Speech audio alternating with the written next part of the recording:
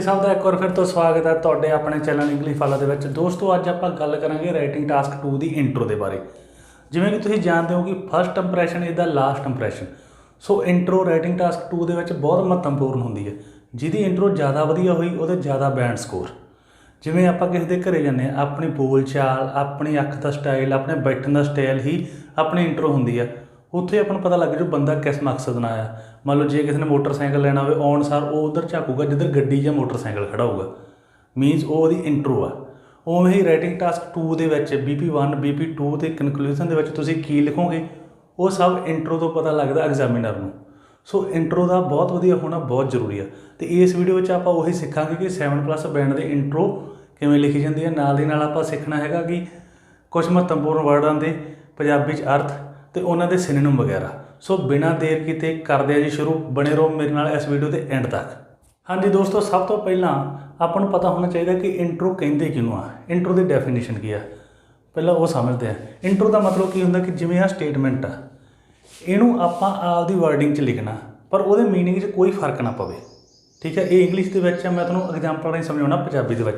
मान लो ये जगह तो कोई स्टेटमेंट होंदी पंजाबी दे विच, वो स्टेटमेंट मैनूं एग्जामिनर ने पाई होंदी। स्टेटमेंट का नाम हुंदा पानी ही जीवन है। की तुसी इस नाल सहमत हो?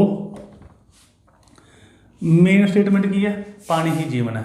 इनू मैं आपदी वर्डिंग के विच लिखूँगा पर मीनिंग के विच कोई फर्क ना पऊगा। देखो पानी नूं मैं आपां होर की कह सकते हैं, पानी नूं आपां जल भी कह सकते हैं, नीर भी कह सकते हैं, तो जीवन नूं आपां होर की कह सकते हैं, जिंदगी भी कह सकते हैं। जिन्होंने ये पंजाबी के सिनोनिम आ। मैं की लिखूँगा जिंदगी ही नहीं हो सकती पानी तो बिना। जिमें आ लाइन लिखता ये स्टेटमेंट शुरू की, मीनिंग के कोई फर्क पिया उदू भी सौखी समझाना गा।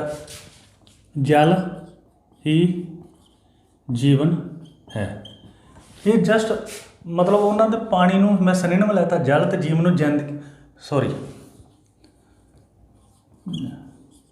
जल ही जिंदगी है, मतलब पानी ही जीवन है, जल ही जिंदगी है। ये कोई फर्क पिया मीनिंग के विच? तां ही आपां कदे वेखदे हुंदे। दूजा जिहड़ा जल आ ये फॉर्मल वर्ड आ, तां ही तुसीं स्कूल दीआं कंधां ते कदे नहीं लिखिआ देखिआ होगा पानी ही जीवन है, हमेशा लिखिआ हुंदा जल ही जिंदगी है। ये फॉर्मल स्टाइल आ, ये इनफॉर्मल स्टाइल आ। होर मैं कुछ एक्स्ट्रा वर्ड ऐड कर लेना पर मीनिंग के फिर नहीं फर्क पैना। जीव जंतु रह ही नहीं सकते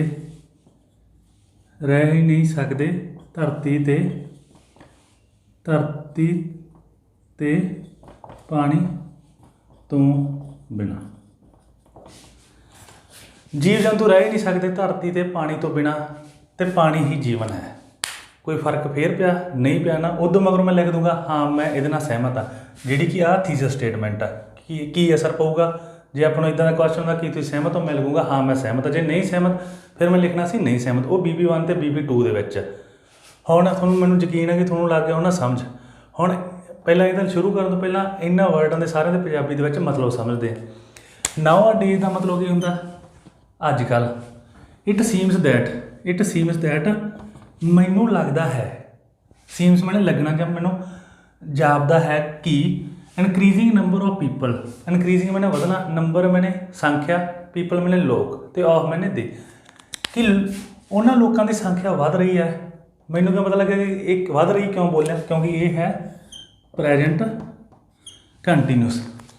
आर लिविंग, उन्होंने लोगों की संख्या वध रही है जिहड़े कि पिंड छड्ड रहे हैं। तो पिंड छड्ड के कित्थे रह रहे हैं? टू लिव इन हुंदा रहना कित्थे? सिटी दे विच। सिटी मतलब शहर। जिहड़े पिंड छड्ड के शहर रहे हैं उन्होंने लोगों की संख्या वध रही है। क्यों वध रही है? ये तो अपन कॉमन सेंस ही है कि काम वगैरह उत्थे ईजिली मिल जाता, जां हॉस्पिटल वगैरह फैसिलिटीज़ वगैरह हरेक अवेलेबल है, जिहड़ी कि पिंडां दे विच अजकल उन्नी नहीं मिलदी गी। पर आपां नूं पुछया की है? आपां नूं पुछया गया कि discuss some of the effect मैंने असर ऑफ रूरल मैंने पिंड, रूरल एरिया मैंने पिंड, रूरल मैंने पिंड, डी पॉपूलेशन मैंने घटना। ਜਿਹਦੇ ਮੂਹਰੇ ਡੀ ਲੱਗ ਜੇ ਉਹ ਹਮੇਸ਼ਾ ਘਟਣ ਨੂੰ ਰਿਪਰੈਜ਼ੈਂਟ ਕਰਦਾ। For example decrease, degrade. ਉਵੇਂ ਹੀ ਪਾਪੂਲੇਸ਼ਨ ਦਾ ਘਟਣਾ ਪਿੰਡਾਂ ਵਿੱਚੋਂ ਉਹਦੇ ਨਾਲ ਸ਼ਹਿਰਾਂ ਦੇ ਜੀਵਨ 'ਤੇ ਕੀ ਅਸਰ ਪਊ, ਜਾਂ ਜਿਹੜੇ ਲੋਕ ਸ਼ਹਿਰਾਂ 'ਚ ਰਹਿ ਰਹੇ ਆ ਜਾਂ ਸ਼ਹਿਰ ਦੇ ਉੱਤੇ ਕੀ ਅਸਰ ਪਊਗਾ, ਇਹ ਚੀਜ਼ ਪੁੱਛੀ ਆ। ਐਂਡ ਅਤੇ ਸੁਜੈਸਟ ਮੈਨੇ ਸੁਝਾਅ ਦਿਓ ਸਮ ਵੇਜ਼, ਕੁਝ ਤਰੀਕੇ ਦੱਸੋ, ਜਾਣੀ ਕਿ ਕੁਝ ਤਰੀਕਿਆਂ ਦਾ ਸਾਨੂੰ ਸੁਝਾਅ ਦਿਓ ਵਿੱਚ ਦਿਸ ਟ੍ਰੈਂਡ, ਜਿਹੜਾ ਇਹ ਚੱਲ ਰਿਹਾ, ਜਾਣੀ ਕਿ ਪ੍ਰਥਾ ਚੱਲ ਪਈ ਨਾ ਵੀ ਪਿੰਡ ਦੇ ਵਿੱਚ ਲੋਕ ਟਿਕਦੇ ਨਹੀਂ ਗੇ, ਸ਼ਹਿਰ 'ਚ ਹੀ ਜਾਂਦੇ ਆ, ਕੁਡ ਬੀ ਰਿਵਰਸਡ, ਕਿ ਆਪਾਂ ਰਿਵਰਸ ਕਿੱਦਾਂ ਕਰ ਸਕਦੇ, ਜਿਵੇਂ ਗੱਡੀ ਨੂੰ ਆਪਾਂ ਬੈਕ ਕਿੱਦਾਂ ਕਰ ਸਕਦੇ ਨਾ ਰਿਵਰਸ ਗੇਅਰ ਪਾ ਕੇ, ਉਵੇਂ ਆਪਾਂ ਸ਼ਹਿਰਾਂ 'ਚੋਂ ਕਿਵੇਂ ਲੋਕ ਕੱਢ ਕੇ ਫਿਰ ਪਿੰਡਾਂ 'ਚ ਵਸਾ ਸਕਦੇ ਆ। ਕੀ ਕਰਨਾ ਚਾਹੀਦਾ, ਇੰਡੀਵਿਜੂਅਲ ਨੂੰ ਕੀ ਕਰਨਾ ਚਾਹੀਦਾ, ਸਰਕਾਰ ਨੂੰ ਕੀ ਕਰਨਾ ਚਾਹੀਦਾ, ਇਹ ਸਭ ਆਪਾਂ ਤੋਂ ਪੁੱਛਿਆ ਗਿਆ ਵਾ ਨਾ। ਹੁਣ ਆਪਾਂ ਇਹਨੂੰ ਲਿਖਦੇ ਹਾਂ 7+ ਬੈਂਡ ਦੀ ਇੰਟਰੋ ਦੇ ਵਿੱਚ।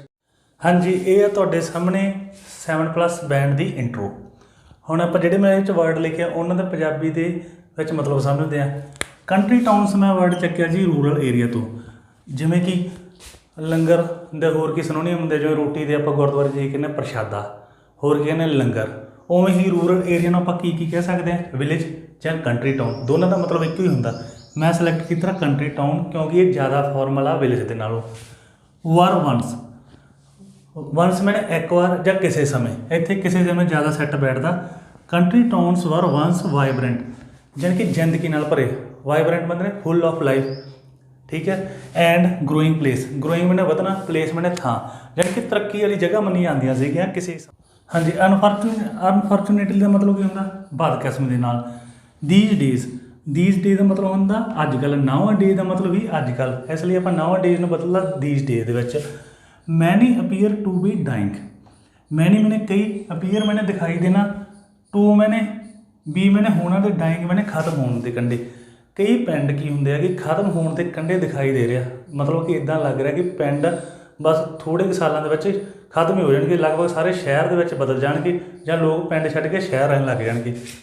ਕਿਉਂਕਿ people move to the city, move means migrate ਕਰਨਾ, ਮਤਲਬ ਇੱਕ ਜਗ੍ਹਾ ਛੱਡ ਕੇ ਦੂਜੀ ਜਗ੍ਹਾ ਜਾਣਾ, ਚੱਲਣਾ। Move to the city, migrate ਹੋ ਗਿਆ ਸਿਟੀ ਦੇ, ਇਨ ਸਰਚ ਆਫ ਮਤਲਬ ਦੀ ਭਾਲ ਵਿੱਚ। ਕਿਉਂ ਮੂਵ ਹੋ ਗਏ, ਕੰਮ ਅਤੇ ਨੌਕਰੀ ਦੀ ਭਾਲ ਵਿੱਚ, ਜੋਬ ਮੈਨੇ ਨੌਕਰੀ, ਕੰਮ ਅਤੇ ਨੌਕਰੀ ਦੀ ਭਾਲ ਵਿੱਚ ਲੋਕ ਪਿੰਡ ਛੱਡ ਕੇ ਸ਼ਹਿਰਾਂ ਵੱਲ ਨੂੰ ਹੋ ਗਏ, ਜਿਸ ਕਰਕੇ ਪਿੰਡਾਂ ਵਿੱਚ ਨਾ ਗਿਣਤੀ ਦੇ ਲੋਕ ਬਚੇ ਆ। ਹੁਣ ਆਹ ਹੈਗੀ ਜੀ ਥੀਸਿਸ ਸਟੇਟਮੈਂਟ। ਹੁਣ ਆਪਾਂ ਇਹਨੂੰ ਆਨਸਰ ਕਰਨਾ। ਇਨ ਦਿਸ ਐਸੇ ਵਿੱਚ ਆਈ ਵਿਲ ਡਿਸਕਸ, ਮੈਂ ਕੀ ਦੱਸੂਗਾ, ਡਿਸਕਸ ਮੈਨੇ ਕੁਝ ਦੱਸਣਾ, ਮਤਲਬ ਕੀ ਵਿਖਿਆਨ ਕਰੂੰਗਾ। The impact of this problem, impact ਮੈਨੇ ਅਸਰ, ਇਹ ਕਿੱਥੋਂ ਲਿਆ ਇਫੈਕਟ, ਇਹ ਇਫੈਕਟ ਦਾ ਸਿਨੋਨੀਮ ਹੈ, ਦੋਨਾਂ ਦਾ ਸਿਨੋਨਿਮ ਆ, ਜਿਨ੍ਹਾਂ ਦਾ ਮਤਲਬ ਹੁੰਦਾ ਅਸਰ।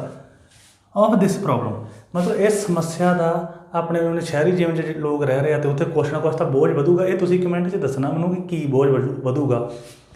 ਐਜ਼ ਵੈਲ ਐਜ਼ ਦੇ ਨਾਲ how more people could B ਇਨਕਰੇਜਡ, how ਮੈਨੇ ਕਿਵੇਂ, ਮੋਰ ਮੈਨੇ ਜ਼ਿਆਦਾ, ਪੀਪਲ ਮੈਨੇ ਲੋਕ, ਹਾਊ ਜ਼ਿਆਦਾ ਕਿਵੇਂ ਜ਼ਿਆਦਾ ਤੋਂ ਜ਼ਿਆਦਾ ਲੋਕ, ਇਨਕਰੇਜ ਮੈਨੇ ਉਤਸ਼ਾਹਿਤ, ਕਿਵੇਂ ਉਤਸ਼ਾਹਿਤ ਕੀਤੇ ਜਾ ਸਕਦੇ ਆ ਕਿ to be live in rural areas, ਉਹ ਪਿੰਡ ਵਿੱਚ ਫੇਰ ਆ ਕੇ ਰਹਿਣ ਲੱਗ ਜਾਣ।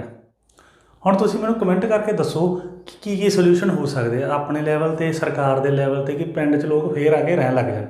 ਇਸ ਦੇ ਨਾਲ ਜੀ ਵੀਡੀਓ ਹੁੰਦੀ ਹੈ ਸਮਾਪਤ। ਜੇ ਤੁਹਾਨੂੰ ਲੱਗੀ ਆ ਵਧੀਆ ਤਾਂ ਪਲੀਜ਼ ਚੈਨਲ ਨੂੰ ਸਬਸਕ੍ਰਾਈਬ ਕਰਕੇ ਜਾਇਓ, ਲਾਈਕ ਕਰਕੇ ਜਾਇਓ ਅਤੇ ਸ਼ੇਅਰ ਕਰਕੇ ਜਾਇਓ। ਜੇ ਤੁਸੀਂ ਇਹ ਸਟੇਟਮੈਂਟ ਦਾ ਸਕਰੀਨਸ਼ਾਟ ਲੈਣਾ ਚਾਹੋ ਇੰਟਰੋ ਤੇ ਦੋਨਾਂ ਦਾ, ਤੁਸੀਂ ਲੈ ਸਕਦੇ ਹੋ।